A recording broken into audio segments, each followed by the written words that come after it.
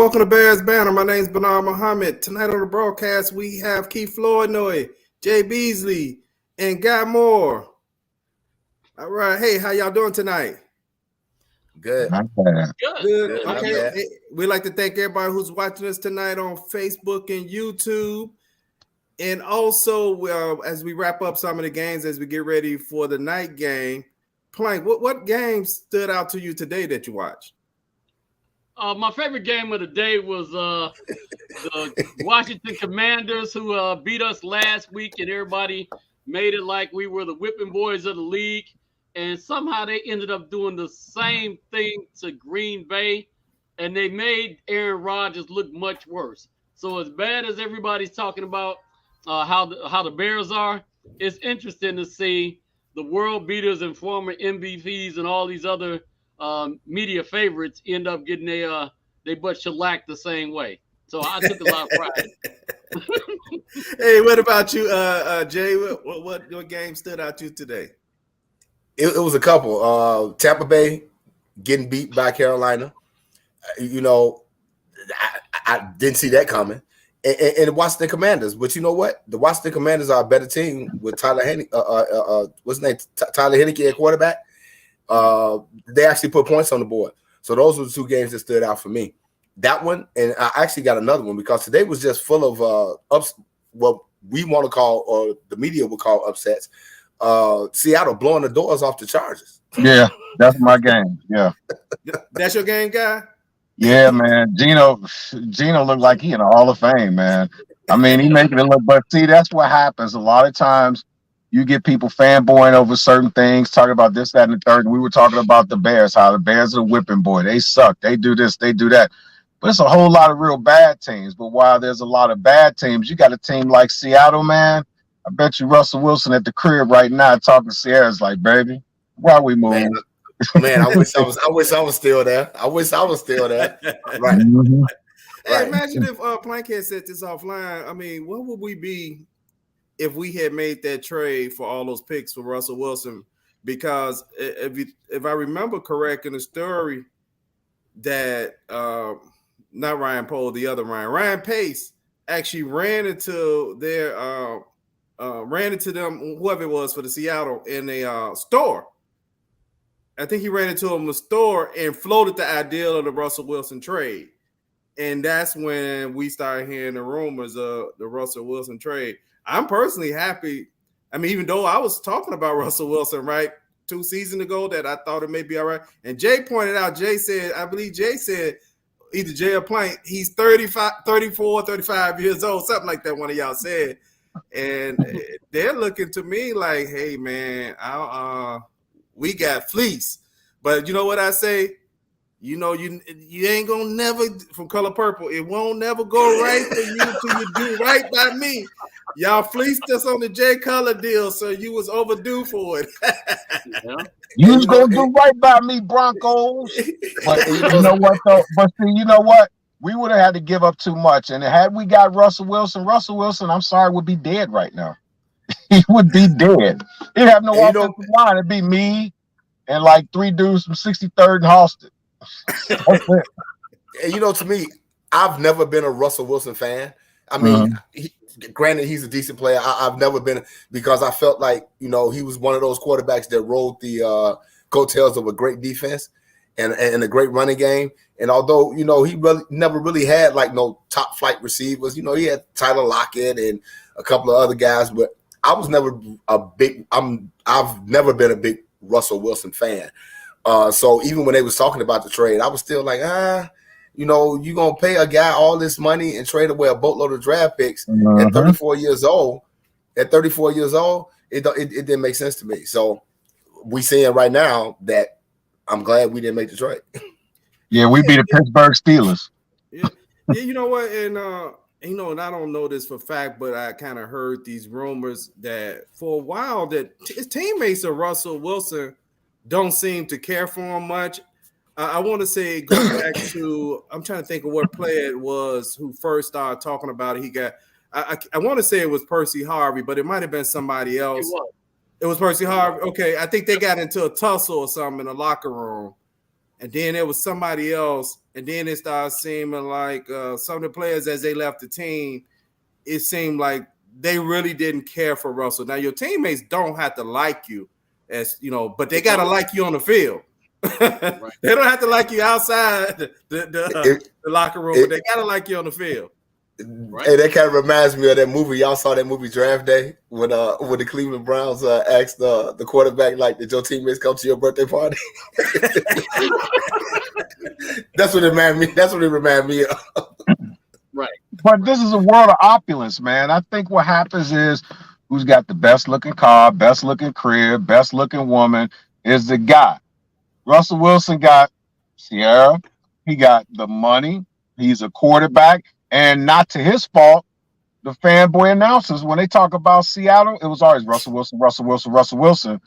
And some of the stuff that's going on may be some of his fault, but I guarantee you, yeah, your mama. As far as some of the people, I think some of it is just more, just they're not getting attention, man. I mean, guys, they try to act all hard, but they got feelings too. You know, they won't feelings, but the truth of the matter is, I saw Richard Sherman on a podcast with my man Beast Mode, and Beast Mode was basically kind of keeping it hard. He said, "I need to call my guy to check my guy," and you can see Richard Sherman smirking, and I'm like, it is what it is, man. But now you got your own thing. They're gonna put now when they lose, they're gonna put it on him. He gonna see the other side of the coin now, though. Yeah, because it don't look like to me watching them play with Russell. It looks like he signed that big contract and showed up for training camp.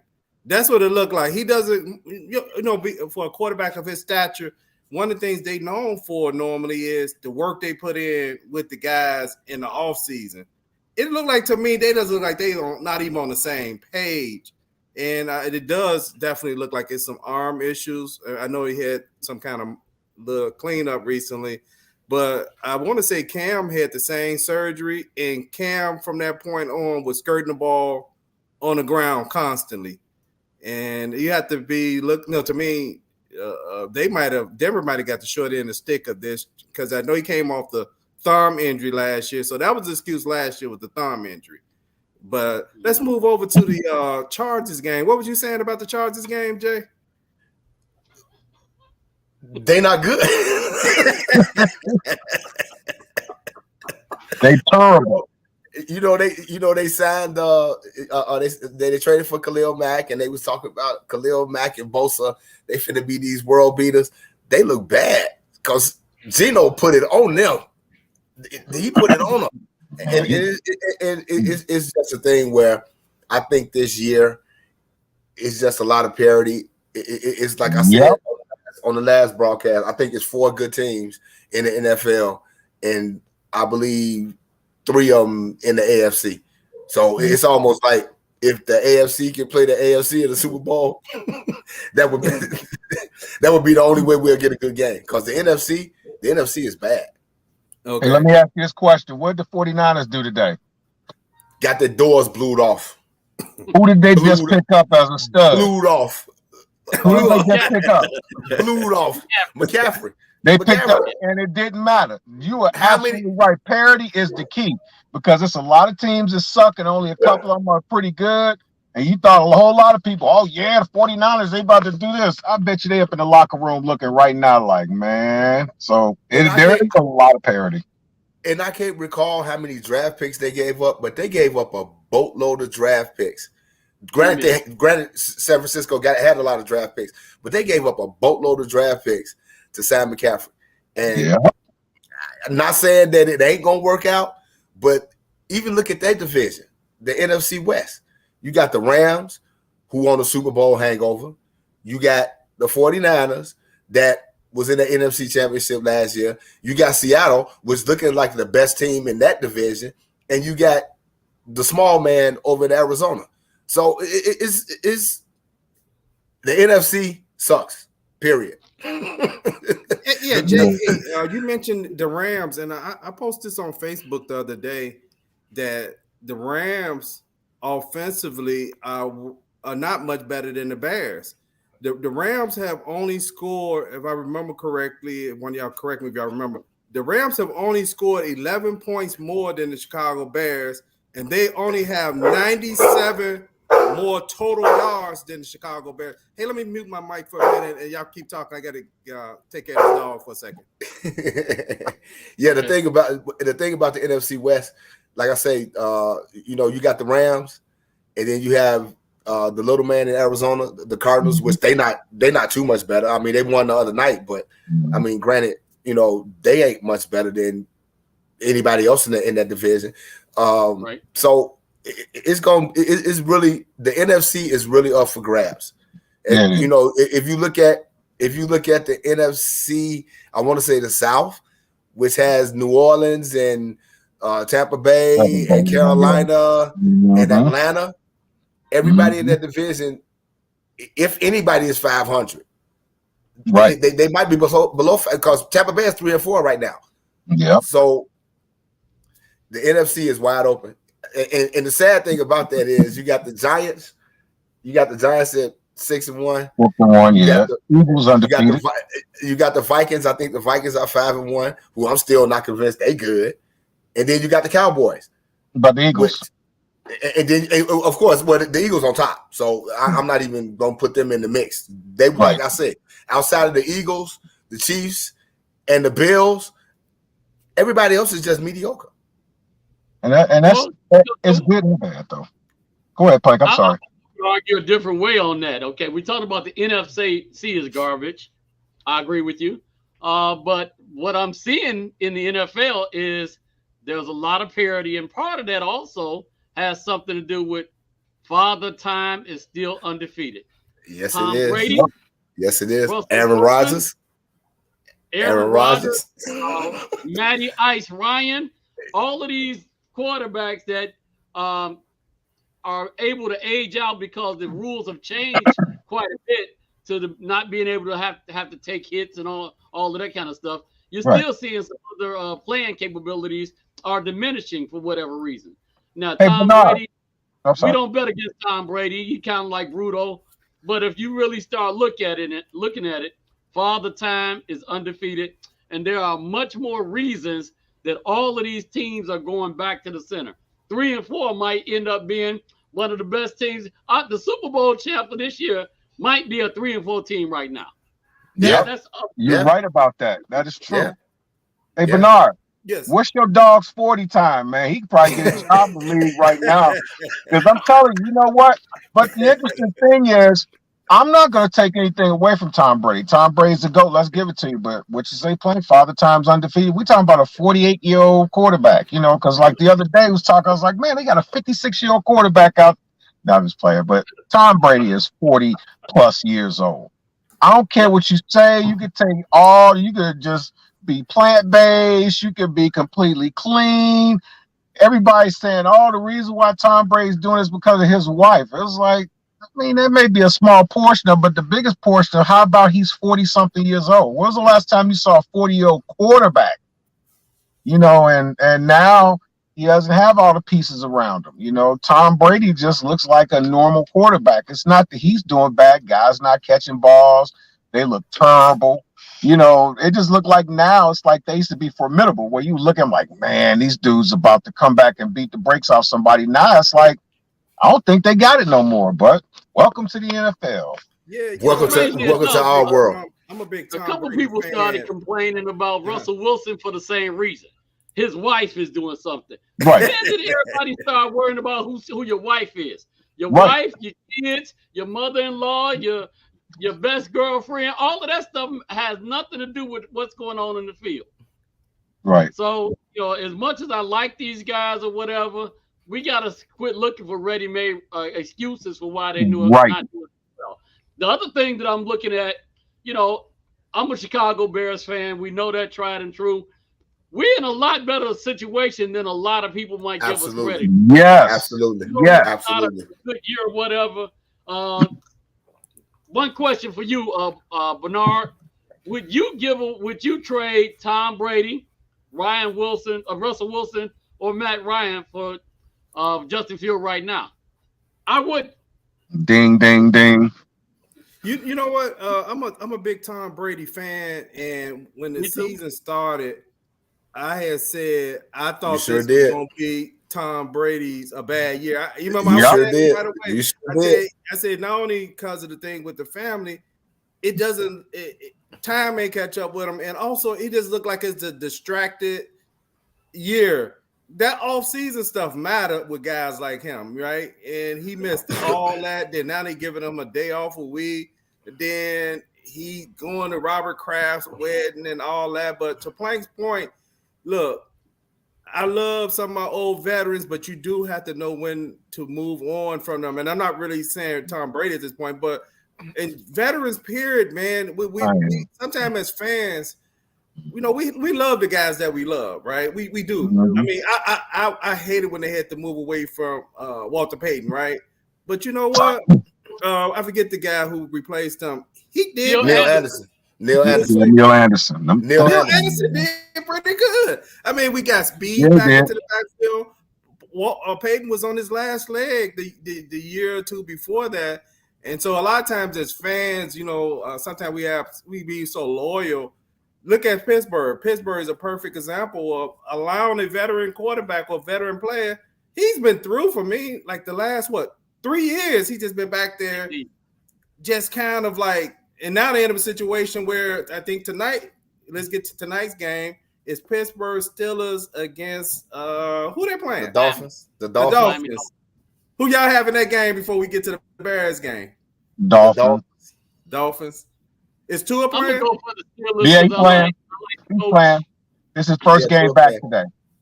But you know what, though, B? To add to that, I think what happens. Yeah, I'm going for the Steelers because I like the coach. Go for it.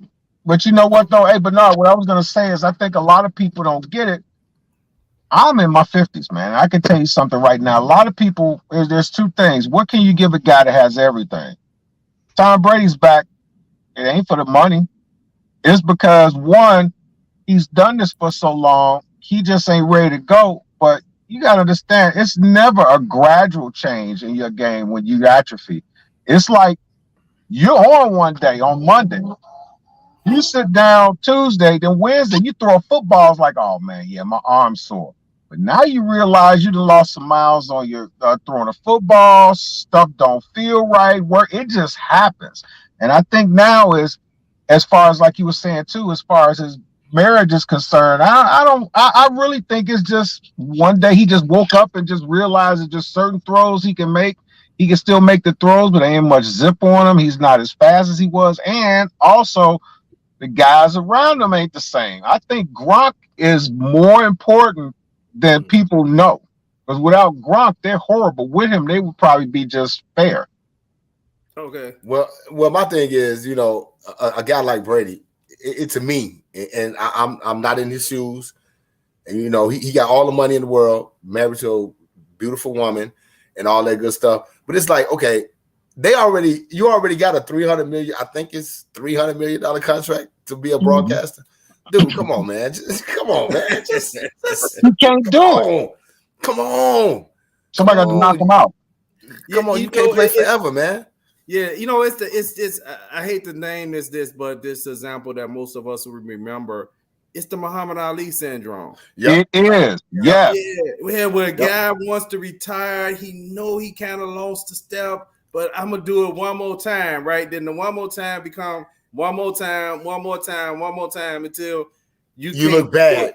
Yeah, until you look bad. Because right. if you want to use the Muhammad Ali analogy, that last fight that he was in, it was almost like, Lord have mercy, dude, why are you even doing this? Mm-hmm. That dude felt bad about it. No, that wasn't the last fight, guy. He fought a fight after the Holmes fight. Yeah, no, it was some other dude. I forgot who it was. Trevor Burbick. And to me, and to me, that's how Tom Brady look right now. And it's just like, now he yelling at his offensive lineman, and he because he looked bad. I think he threw for almost 300 today, but they scored 3 points. Right. Looked like a little bit like Michael Jordan in his second year, his comeback. He was 40-something years old. He averaged 20 points a game. But like what he did, it's like guys like that. Like, I mean, he was turning around. Mike was turning around, pointing everybody else, talking about they were the problem. It's like, no, Mike, hey, you the greatest all time, brother. But the problem is you need to go home and get a life. You know? And that's my thing. I mean, go out on top. Yeah. Go out on top. You got more rings. You got more rings than some NFL teams got one. Man, just go out on top, man. But look at Gronk. It's not that serious, man. It's not that serious. Gronkowski is what, 30 years old? How many Super Bowls he got? Like 2, 3, whatever. How many Super Bowls he got? 30 years old. The interesting part about Gronkowski, although it was a very violent position as far as getting hit, when Gronk is 60 years old, he's going to sound like he does at 30. He ain't going to walk around and have all these concussions and the knee injuries and stuff. It's going to be a big difference. But Tom going to probably shoot away. He going, and I pray to God that it doesn't happen, man. I think somebody going to stick him, man. And that one good time.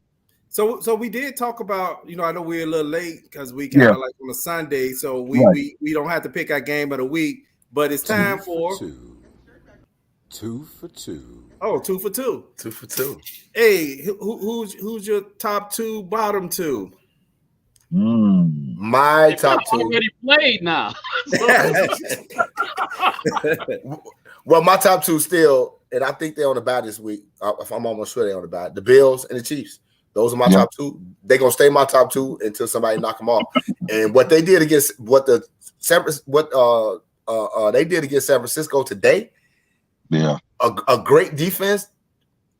The Chiefs are gonna be they wreaking havoc. So my top 2 is going to be the Bills and the Chiefs, and my bottom 2 is really kind of hard to say, but I'm gonna go with the Saints and the Texans. Yeah, my top 2 are the same as yours, Jay. My bottom 2 are the Texans, and I was tinkering on the Saints as well, but because before it had been the Panthers, but the Panthers pulled one off on the Bucks. So you know what? I'm gonna go with the same bottom 2 as you. Is the same 2 teams in the top 2, same 2 bottom teams. What about you, Plank? What's your top 2, bottom 2? My top 2 has got to be the Bills and the Eagles. Yeah. At some point, we got to start giving the Eagles some credit. They didn't get on the field. The bottom 2, even though it doesn't, one of these teams is looking a little bit better by the record. The Texans and the Jaguars. I'm putting them on the bottom. The Jaguars. Not look like they really bringing nothing. And I was going to say, I wish we could do a 3 because I could put Philly at the top 3 and put Denver at the bottom 3 too. Because Denver look like you get 2 of those teams that go knock each other off anyway, right? So it's not going to end up being the top 2 in the AFC. One of them ain't gonna make it. One of them ain't gonna make it. So one of them ain't gonna make it. The Eagles might still make it though. So we'll see. Hey, what about you guys? The exact same thing as Plank did, and I think we do have to give the Eagles some love because everybody's looking around all the heavy hitters. The Eagles just winning. They just winning, man. But you know what? I'm gonna put another team in there as my top. Y'all gonna laugh, but they still consistent. I put the Giants in there. I ain't ready to do it yet, but I know you're not. But you know what? I feel you though. Put it this I feel way. you. They say It's a lot of. It's so much parity. How many 3 and 4 teams we got? They 6 and 1. We 1. got what 70% of the league, maybe 70% of the league, and they just rolling. I don't know what it is they drinking or doing, but hey, that's coaching. And last week on the Bears banner page, I thank everybody who's watching us on YouTube and Facebook. I actually put a post that said the Giants and the Jets, and it was one other team I named. I said they are much better than what I thought they was going to be this year. And I know some people immediately jumped on that saying, no, they not. Hey, at the while, you are what your record say you are. What I'm gonna tell you something about the Jets, though. Watching them today, they got a lot of young, hungry talent on their team, and that's what's getting them through. Not only that, but I like Coach Salah too. I like him, but the Jets got a lot of young talent, and you got to remember the Jets been drafting in the top 10 for the last 8 years. So every round that they drafted at the top. So they've really accumulated some talent. And I really like the Jets. That was one of the games I was like, oh, the Bears gonna beat the Jets. Well, I don't know about that. Nah, that talent they got on their team is pretty good. You know what? And they play like I thought the Bears were going to start off playing, like the first 5 games. Man, the Jets, there's this one word that they use, like as far as Madden teams, it's called hardiness. Them dudes just got go, man. It's almost like them young kids that could just run all day long, and they just happy to run. All they know is they look at a football, and it's like, okay, he ain't got that jersey on. Let's go get him. I looked at them dudes, man. I was just shaking my head, man. I was like, I had a whole lot of Jets jokes back in the day. I have none right now. Hey, Plank, what you have? You like you was about to say something earlier. Yeah, I was sitting up there looking at, thinking about the parity in the league, and I'm like, okay, right now we throwing the Bears under the bus. You know, they're not giving us the expectations that we want as fans. But I'm looking at who they actually lost to: the Vikings, the Giants, Mm-hmm. the Packers, and the Commanders, who looked a lot better today with Heineke as the quarterback versus them running around with Carson Wentz. Mhm. So I think it just points to a whole lot of parity. As fans, you know, our hearts and souls are worn on our sleeves, and we want to make sure our team does a good showing. The thing that I'm looking at, the Bears have been in every game. So even though they haven't won, we've yet to be blown out, and we might end up being blown out tomorrow. Who knows? But I'm just kind of looking at it from that standpoint, like we still have a much better product that we're putting out on the field than a lot of people want to give us credit for. Yeah, hey, See, Plank, when you look at Yeah. when you look at the Packers game initially, when I first look at it, the score looked close, but I kind of felt like they, Yep. yeah, we couldn't beat them. But now, as I watch the Packers play, Yeah. every game after that, Yep. I really believe if we had a few more things, we could have beat the Packers. It really actually was a close game. You know what? And it does. The problems that they had are the same problems they had in that game. They really Right. couldn't. Only reason they beat us in that game more so is because we couldn't stop the run. More so, they was just kind of like running all over us, but they could not pass on us. Right. Because they didn't have to pass. Right, they kind of pulled that game out. To kind of look at it in retrospect without the detail. But let's move to the Washington game. I just got one thing. I was just got one thing to say. I'm just being silly. Hashtag Jalen Hurts. I was saying it. That dude should have been here, man. But it is what it is. But he should have been here. And you see the progression from year 1 to year 2 to now year 3. Man, Jalen Hurts is the real deal, man. And the Eagles, although I have them number 3 on my list, the Eagles are pretty darn good with Jalen Hurts. But have they had the same coaching staff since he's been there? No. Yes. Well, yes. Yes and no. Doug Peterson was there his first year. Right. Doug Peterson was there his first year. Too, you can't deny, man. That kid's the real deal, man. He's definitely the real deal. But there also is a level of stability there too. I mean, but when you got chaos, it's almost like some Chicago Public League school where a guy was in some type of scandal or something. It's like every year you look up, it's like maybe a coach gone or something like this. Like he has to readjust and thinking too much. I just wish. I mean, I hope and pray that Justin ends up being the guy who we think he is, but I just wish that when he came in, he had the same coaching staff or a level of stability to have a coach just walk up to him and say, dude, you're going to throw some interceptions. Just let the thing go. Just relax. Now he's got all these, 2 and a possible 3, really roughly 3 coaches in the last couple years. He probably need to go to therapy. Yeah, hey, Guy, you actually had to also, I sometimes with quarterbacks, I always say sometimes that we sometimes don't count the individual's dedication right to the job, that we give sometimes the quarterback coaches and all them too much credit. He did have adversity. If you think about it, Doug Peterson went with him right down the stretch. And I forget what's the quarterback. Carson Wentz was upset about it. Yeah. And when they was about to go into the next season, Doug Peterson looked like he was going to play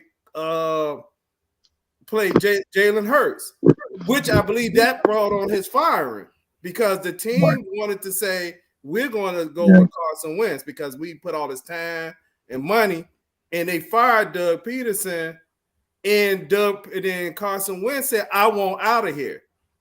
That's how he ended up getting traded. I want out of here. My feelings are hurt now. You know, kind of like the Jay Cutler thing with Buffalo. With Denver. Yeah, that's a really good point, B.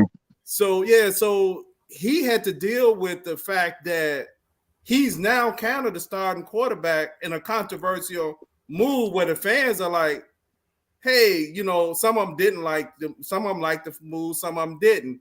But he was, I think, a second string draft. But he overcame, right, being like, he's the quarterback by default now because the starter wants to leave and the coach gets fired. So sometimes I say we have to also give credit to that individual's dedication to wanting to win or wanting to learn a job.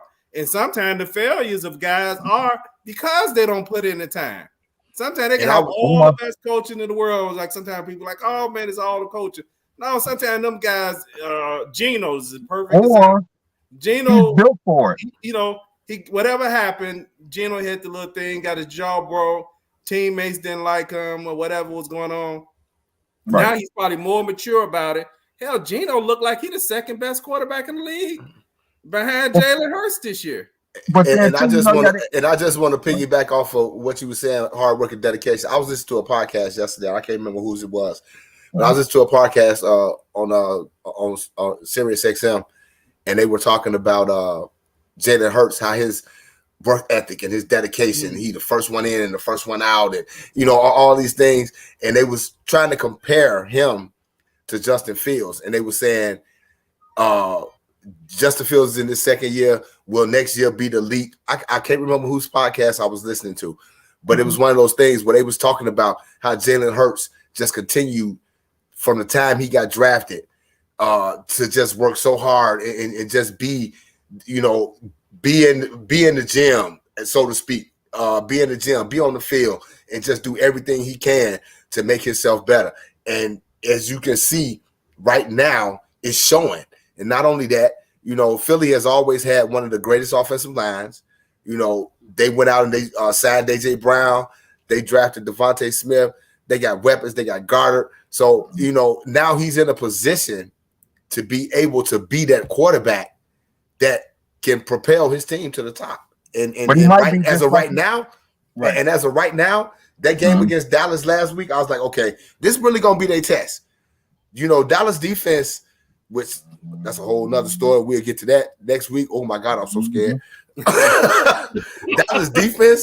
Dallas defense last week, they didn't even get close to Jalen Hurts. Right. So yeah, Philly is the real deal, and I'm liking right now. Jalen Hurts right now is top dog for MVP. See, but he's. I forgot to mention that Tammy could not make the broadcast tonight. What you have, God? Then let's really. I was gonna say, you know what? But then some people just made for it. How many players have you seen in professional sports that were just flat out great in college? They were like the next best thing, and they get to the league, and it's like, yeah. I'm not saying that Justin's gonna be like that. Jalen just might be that dude. You know, he's like a flat line kind of guy that doesn't get too excited, he doesn't get too hyped, doesn't get too down, and puts himself in a situation to succeed, man. I give him all the credit in the world, man, because I was watching this kid. I'm really impressed. I just hope that, like I said on our end, that regardless of pieces and stuff, I just hope that this light bulb goes off in Justin's head, man.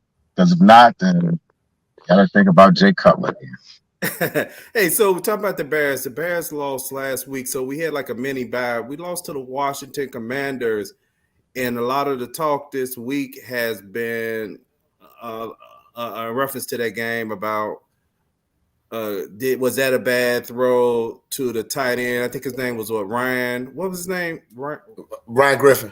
Ryan Griffin. Other talks was 3 trips to the red zone and no points to show for it. All hot topics. Yeah. Hot topics. Right. Now, through all that talk about the offense and some of the, whatever it might have happened, one thing that kind of went unnoticed this week in any of those discussions is the Bears defense went from ranked 21st to, I believe, 16. That's a nice jump. We know they do have some struggles against the run. Also, what we did not, you don't hear talk about that, I want to say that was like one of the most times the Bears in that short time span in the game went to the red zone this year. Right. Even though they came up empty, the game before, we were talking about, can we get to the red zone? Right. You know, That's so true. it's one of those mixed results of bags that you got no points in those, you know, and I guess we talked about a lot about you got to get touchdowns instead of field goals. But I do say this, some of that, what I said, I really mean more so when you get in the red zone, you got to have plays that run that are designed to get touchdowns. Absolutely. Right. And then when you get to fourth down, you have to go to me with momentum. If you just had 3 straight incompleted pass, I'm not going for it on fourth with no pass. I'm going to bring my field goal kicker out there, right? Because football is about momentum, right? If you just don't have momentum when you get down there, then there's nothing wrong with taking the 3 at that point. Then you know what I mean, but if you know, because you can't have 3 empty drives. So I think that's one of the one of the things that I found weird this week, that you didn't hear much conversation about they should have taken some field goals. It was more of like Justin Fields a bomb and he didn't, and he's a bust. That's the kind of what you heard. And see a lot of that, to me, all those trips in the red zone had to do with play calling. You have Herbert, I believe that was the first trip to the red zone, where you had Herbert break off a 64-yarder, and now it's 1st and goal, and you leave him in the game. This dude just ran 64 yards. Get some fresh legs in there. Get your number 1 running back, who's David Montgomery, who's known to break tackles. Get your fullback in there, line it up, and run the football. Right. And I can't understand, not only with the Bears, but throughout the league. And I see it every week. And it just pisses me off, excuse my French, that you line up 5 wides and 4 wides on inside the 5. The field is already shortened. Put your fullback in the game and run the football. That last drive with the Bears against the Commanders, they ran 4 straight pass plays. You can't do that. If your team, if you can't line your team up on 1st and goal inside the 5 and score, then you don't need to be on the field as a professional football team. And I'm sorry. That's just how I sum it up that way. This is not college. You don't get points for style points and running up the score. All you try to do is get out with a win. And it's play calling for the Bears in the red zone because everybody is trying to be too cute. Yep. Too sexy. I'm too sexy for the score. You know what? This year, what do they run in the red zone that works? I mean, I haven't figured out like what is they what we don't know because we don't know. We don't know because every time they get in the red zone, they throw in passes. And it's like your running game is your strength. I mean, you top 5 in the NFL and running. I think that Bears average like 179, 182, something like that a game. You're in the top 5 rushing the football. So why are you going from the 20 to the 20 and you get inside the red zone and you decide that now you're not going to run the ball? It just makes absolutely no sense to me. But that's a league-wide problem to me. Yeah, it is.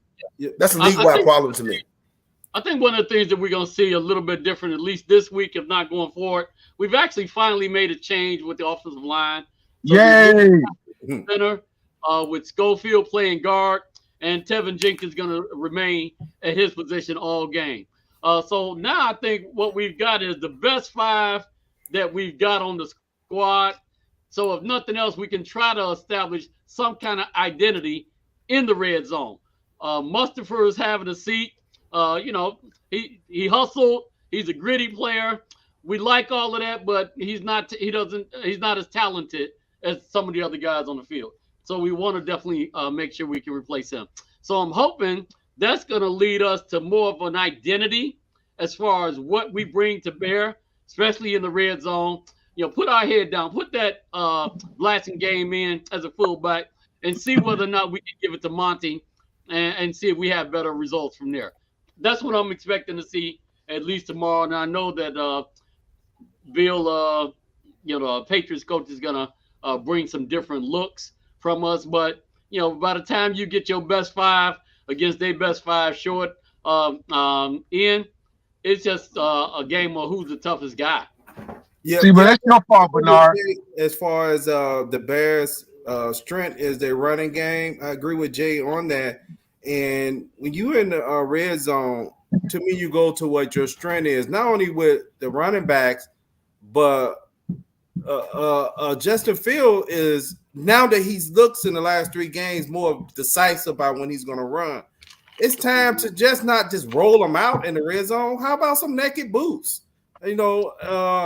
Let them scramble into the end zone, right? I mean, you 2 or 3 yards out, and then you're trying to do a quarterback sneak behind the worst lineman on your team, which is Sam. From right? the shotgun. Yeah, I mean, come on, that makes no sense. I mean, but I'm glad Sam is out of the game. I blame you, Bernard. What's that? I blame you. Let me tell you why I blame you. Something you said, it was one of the most prolific things ever. You say that dude need to get in the weight room. It's like that thing when you're looking at something, they say, what do you see? And you don't see it. And then when they show you what it is, that phrase that goes, I can't unsee it. Mustafa looks like he probably has trouble with benching with just a bar, Olympic bar with no weights on it. I mean, I can't unsee that. I do believe that he has talent, but I just don't think he's strong enough, man. It's almost like guys just come through the line. It's like, what is that word that you can use? Not uncontested, but unmolested. It's like they walk through like, excuse me. I can't see that though, B. Yeah, you know what? Also, in my opinion, the center is almost the second smartest guy out there on that field as far as at the quarterback, as far as knowing what the plays are. And so not only the ability and talent, I still see where I don't believe Mustafa recognized certain blitz packages. And as a center, if your center doesn't really know, I know last year those calls were being made by Whitehair. Whitehair was actually pointing out the blitz protections for them playing guard. So that okay, if you got thrusted in the lineup because of an injury, I understand that happening. But you're going through a whole season where a guard is actually calling out the protections. Now, once he go down, you as a center, you could look back up.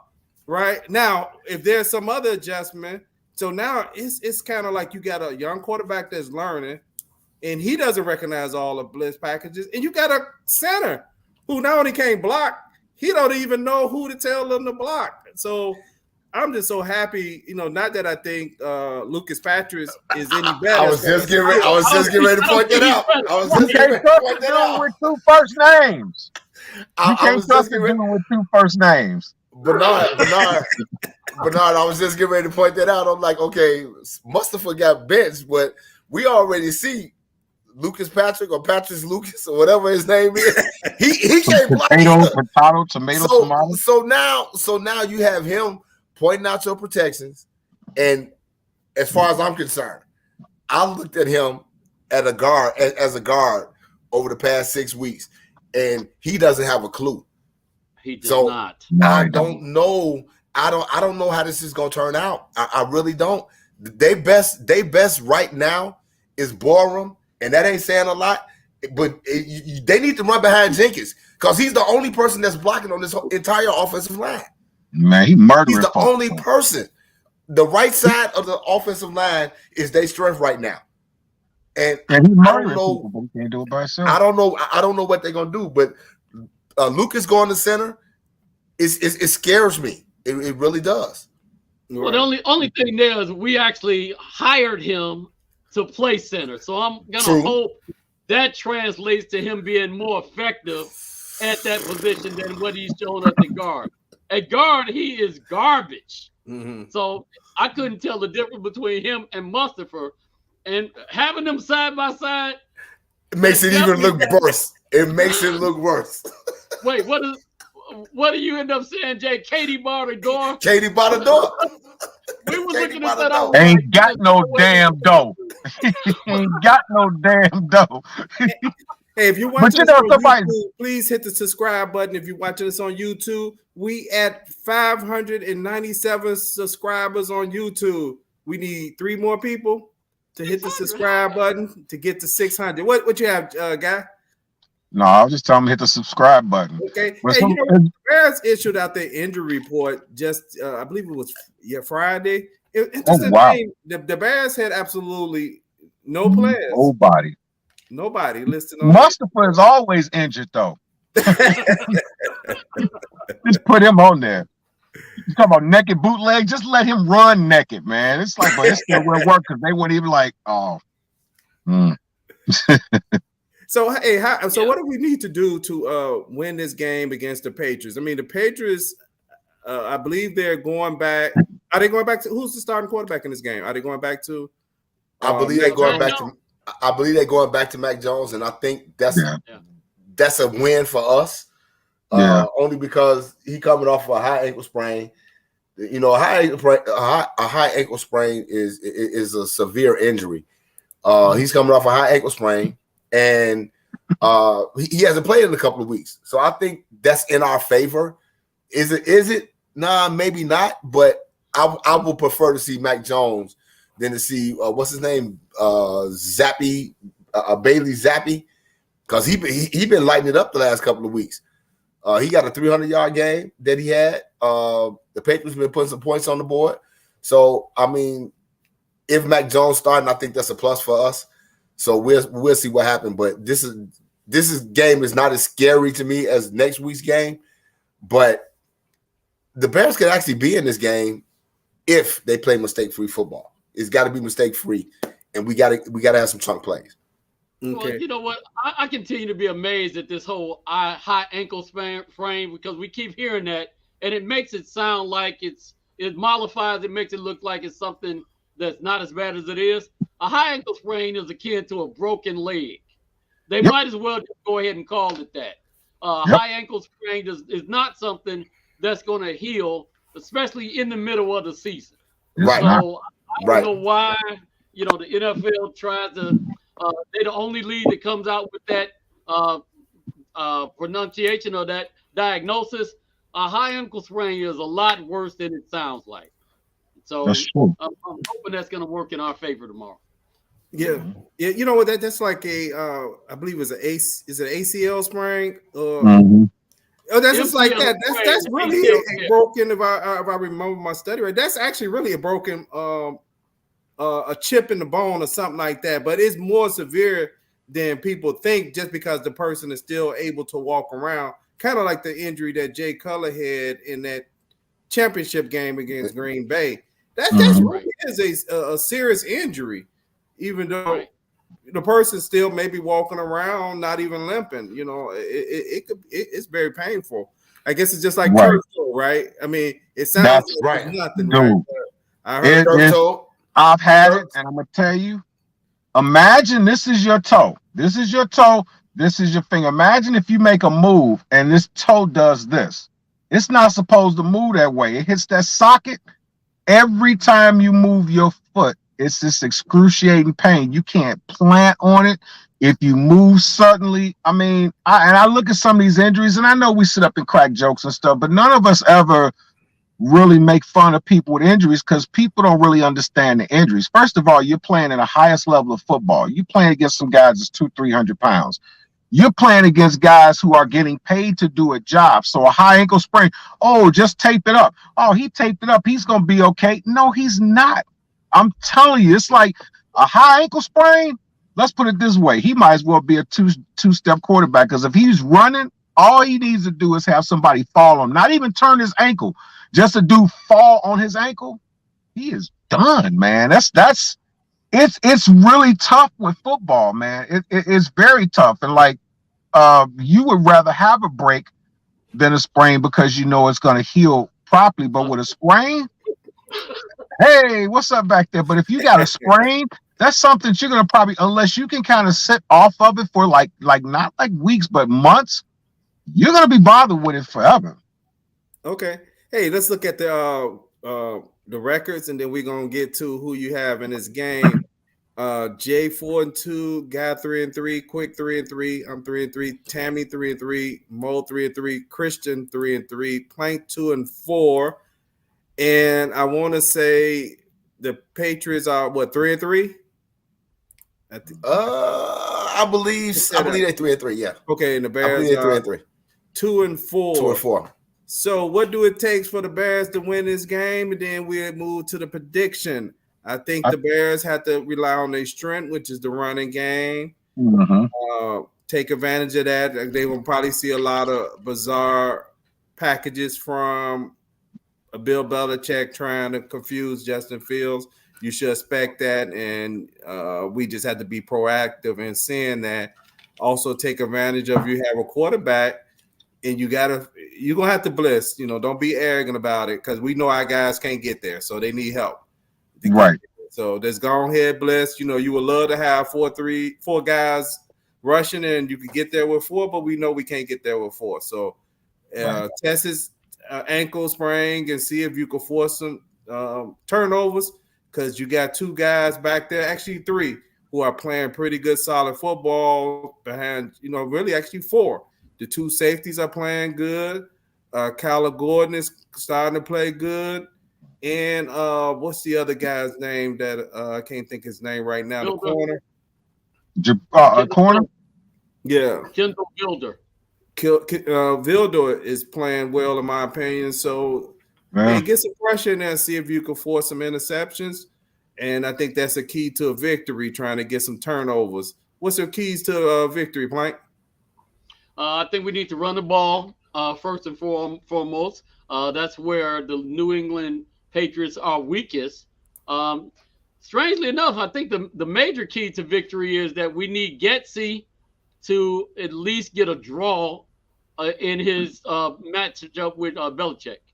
Belichick is a savant. He's been doing this. He's second-generation NFL coach, but we need Getsy to at least show some kind of competence in what he's designing us to go against. If Belichick runs and gets the advantage he usually does, we really don't have a chance. That's just the truth. He's just that guy. So Getsy has to battle him to at least a draw. Defensively, we got to hold them to less than 3 scores. And, we've been doing a decent job this year, so let's see if that's too big an order to come out with or not. Okay. Hey, Jay, what's the keys to victory? I think the Bears are going to have to stop the run. I remember last year where Belichick came out and ran the ball like 45 times in the game. Yeah. It passed like twice. Yeah. I think that's going to be – I think that's how he's going to come out tomorrow. He's just going to run the football because – we have not been able to stop the run. So I really think that he's going to come out and try to run the football, establish the running game. If we can stop the run and make Jones pass, I think that, that's in our favor. I do look for Eddie Jackson to have a big game this week. For some reason, I'm thinking Eddie Jackson is going to have a big game tomorrow night.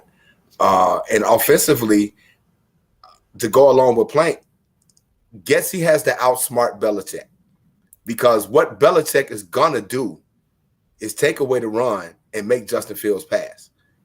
Yep. So in this particular game, you have to be able to set up some screens, some jet sweeps, maybe some pop passes, maybe to Village Jones, something that you're going to have to be ahead of Belichick. And in order to be ahead of Belichick, you got to be on your game. And I think that's the key to us staying in this game. Because I actually think let's not get it twisted. The Patriots ain't no world beaters. They not in the AFC East like running nothing. So, they just as mediocre as 70% of the league. So those are the keys to the game. Everything has to go right, though. no penalties, no penalties. Be able to catch punts and no turnovers. So those are the keys to the game. Okay, those are the keys. Yeah, what are the keys to the Bears' victory tomorrow? Yeah, I mean, no disrespect to the Patriots. I personally believe, and I could be wrong, I think Washington's defense is better than the Patriots. They got in the red zone all those times. They need to get in the red zone. They need to play some smash mouth football. They need to get up in the red zone, stick it to them, put them on their back pedals, because you're not going to outsmart Belichick. What you got to do is have him give you the hardest slap in the world and you just spit the blood back in his face unfazed. That's all you can do. Because see, what happens is when you start making it about Belichick, you're playing right into his hand. Just get out, run the ball like we normally do. Let him get some naked boots or something out there. Let him get some rollouts to get a couple completions. Move the ball. And when we get into the red zone, no damn 5 wides or no passes, just smash mouth. Running the I formation. Shoot. Mustafa getting paid. Put him in at the fullback. He ain't gonna block nobody, but still, or just do like the Three Stooges, do the triple Lindy, put him in the backfield, and then go find somebody else, or just have 3 backs back there. Make sure everybody block. But I think this is a game that if they just basically just play steady, they got a chance. Hey, just to piggyback off that Facebook user. Marvin Harrison Jr. ain't eligible to come out until next year. He's only a sophomore. Okay. Gotta love them Ohio State wide receivers, though, boy. boy. Hey, you know what? Next program, I know we're running a little short on time, but maybe we do it at the post game tomorrow. We talk about the Bears. If we could fit it in the salary cap, because I think a lot of times when the fans talk about what the Bears should have did and should have done or whatever, I think we don't look at the situation in the salary cap that the Bears were facing this year, or why they couldn't make some of those moves. But now it's time to the big moment. And we're gonna get to that college game too, y'all. We're gonna get to that college. We're gonna get to that college. We're gonna get to that college thing too. We trying to set it up, y'all. We're gonna get to the college. We're gonna get to the college show. We're just trying to set it up. Okay, sounds great. Just for all the college people. Just to let y'all know. Sounds great. I'm going to I'll start it off. I've been disappointed a lot this year, and until the Bears win, I ain't gonna pick the Bears. I'm gonna pick this as a very low scoring game. I'm gonna go with the Patriots 15 and the Bears 9. Wow. That's okay. real low scoring. That's real low scoring. Hey, the NFL scoring is down low this year. I mean, I don't know what is. the league average is, but I would say it can't be no more than about 21 or 22 points. I mean, like so many games where teams are barely getting 17 points. They're winning with 17 points in a game, which that was almost the defensive mark to say you could win if you at least get 17. That's why sometimes even when you look at stats from prior years, you have to look at what was the trend that year, because in years like this, 17 points may be enough to win the game. Where maybe like a year like last year, you might need 21 points to win the game. So that's why even with stats, you can't always look at stats as paper. On the paper, you got to look at what happened that season. But who's next on their selection? Well, I told y'all the average margin of victory this year so far through six games, not counting this week, is 8.2. That's the average margin of victory of games, 8.2, which is the lowest since I think I told y'all it was 2002, where it was like 10.7 points per game. But to give my prediction, I don't know. Call me crazy. I'm actually gonna pick the Bears in this game, and I'm picking the Bears to win 20-17. 20-17. Okay, Plank, what you have? Yeah, I'm gonna piggyback off what you were saying, Bernard, about the scoring in the league. Remember, we lost last week in other team. We only gave up 12 points, so that's definitely an anomaly. One of the things that you'll be able to notice with my scores from not just this year, but last year as well, I going with the Bears, so my record ends up being pretty much exactly what the Bears record is. So I'm counting on the Bears to win this week. I got the Bears 23 The Patriots 20. Okay, Bears 23, Patriots 20. What about you, guy? I thought he was gonna say 2-0. He said like last year. I got the same score as Plank, 23-20, but But going you with got the the Patriots. Patriots. Mm-hmm. Okay. That's all I got. Okay, so I don't have I saw Tammy. I think I saw a score for Tammy in the group, but I don't have it in front of me. I don't remember seeing it in the text. But right now we have me going with the Patriots 15-9, Guy going with the Patriots 23-20, Jay going with the Bears 2017, and Plank going with the Bears 23-20. So tomorrow is a night game. We'll probably be starting, I say, roughly about 10:30. That game should be over. And until then, we want to say peace. Peace.